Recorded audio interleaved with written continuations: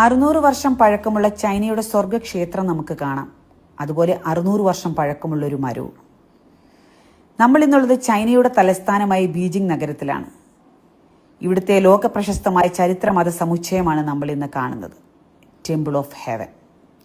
മിങ് രാജവംശകാലത്ത് 1406 മുതൽ 1420 വരെയുള്ള കാലയളവിൽ നിർമ്മിച്ചതാണിത്.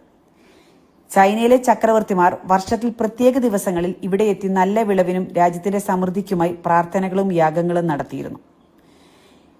ഈ ഒരു ടെമ്പിൾ ഓഫ് ഹെവൻ രൂപകൽപ്പനയിലെ രഹസ്യങ്ങൾ നമുക്കറിയാം. ചൈനീസ് വിശ്വാസത്തിൽ സ്വർഗം വൃത്താകാരവും ഭൂമി ചതുരാകാരവുമാണെന്ന് കരുതിയിരുന്നു. അതിനാൽ ക്ഷേത്രത്തിലെ പ്രധാന കെട്ടിടങ്ങൾ വൃത്താകൃതിയിലും അവയുടെ അടിസ്ഥാന ഭാഗങ്ങൾ ചതുരാകൃതിയിലുമാണ്. വടക്കുഭാഗം അർദ്ധവൃത്താകൃതിയിലും തെക്ക് ഭാഗം ചതുരാകൃതിയിലുമുള്ള മതിലുകൾ സ്വർഗഭൂമി ബന്ധത്തെ പ്രതിനിധീകരിക്കുന്നു. ടെമ്പിൾ ഓഫ് ഹെവൻ, ഈ കാണുന്ന ടെമ്പിൾ ഓഫ് ഹെവൻ 1998 യുനെസ്കോ ലോക പൈതൃക പട്ടികയിൽ ഉൾപ്പെടുത്തി.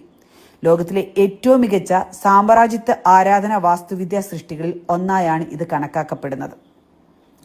ഇതിന്റെ വലിപ്പം, മൊത്തം വിസ്തീർണം ഏകദേശം 267 ഹെക്ടറാണ്.